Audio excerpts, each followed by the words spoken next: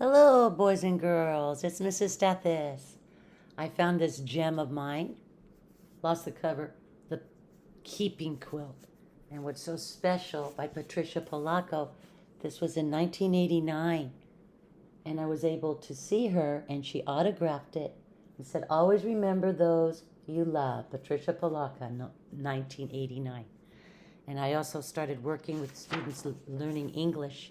And I would read this every year because we all bring our own customs and traditions and family gatherings. The Keeping Quilt. When my great grandma Anna came to America, she wore the same thick overcoat and big boots she had worn for farm work. But her family weren't dirt farmers anymore. In New York City, her father's work was hauling things on a wagon, and the rest of the family made artificial flowers all day. Everyone was in a hurry, and it was so crowded, not like in back home Russia, but all the same, it was their home, and most of their neighbors were just like them. When Anna went to school, English sounded to her like pebbles dropping into shallow water. Shh, shh, shh. In 6 months, she was speaking English. Her parents almost never learned, so she spoke English for them, too. The only thing she had left of the back home Russia were her dress and the babushka she liked to throw up into the air when she was dancing. And her dress was getting too small. After her mother had sewn her a new one, she took her old dress and babushka. Then, from a basket of old clothes, she took Uncle Vladimir's shirt, Aunt Havala's nightdress, and an apron of Aunt Natasha's.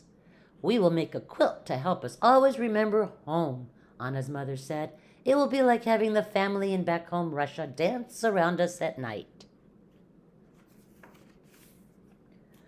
And so it was. Anna's mother invited all the neighborhood ladies. They cut out animals and flowers from the scraps of clothing. Anna kept the needles threaded and handed them to the ladies as they needed them. The border of the quilt was made of Anna's babushka. On Friday nights, Anna's mother would say the prayers that started the Sabbath. The family ate challah and chicken soup. The quilt was the tablecloth. Anna grew up and fell in love with great-grandpa Sasha. To show he wanted to be her husband, he gave Anna a gold coin, a dried flower, and a piece of rock salt, all tied into a linen handkerchief. The gold was for wealth, the flower for love, and the salt so their lives would have flavor. She accepted the hanky. They were engaged. Under the wedding huppah, Anna and Sasha promised each other love and understanding. After the wedding, the men and women celebrated separately. When my grandma Carly was born, Anna wrapped her daughter in the quilt to welcome her warmly into the world. Carly was given a gift of gold, flour, salt, and bread. Gold so she would never know poverty, a flower so she would always know love, salt so her life would always have flavor, and bread so that she would never know hunger. Carly learned to keep the Sabbath and to cook and clean and do washing. "Married you'll be someday," Anna told Carly. And again, the quilt became a wedding huppah, this time for Carly's wedding to Grandpa George. Men and women celebrated together, but they still did not dance together.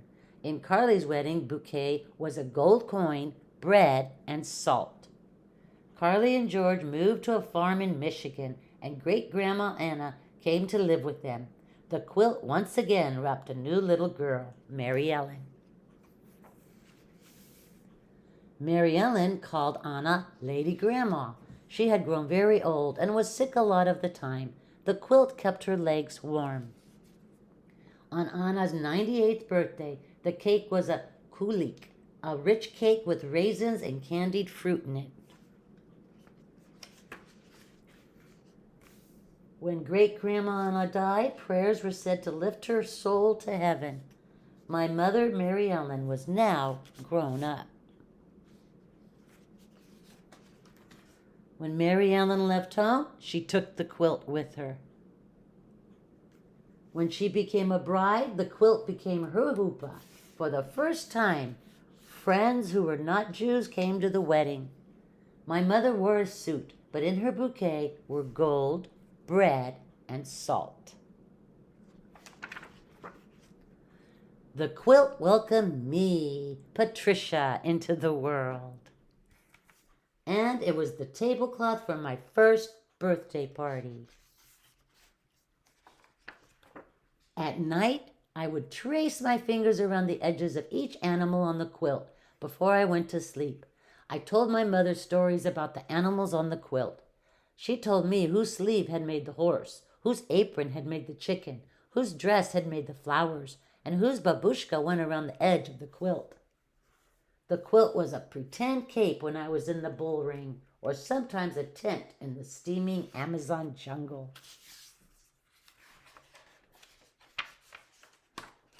At my wedding, to Enzo Mario, men and women danced together.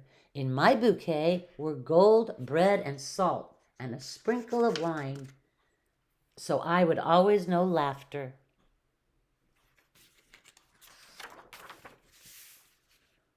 "20 years ago, I held Tracy Denise in the quilt for the first time. Someday she too will leave home, and she will take the quilt with her." The end. You might want to share your customs and traditions that you still hold up in your family. Thank you, boys and girls. Don't forget to like and subscribe to my channel. Bye.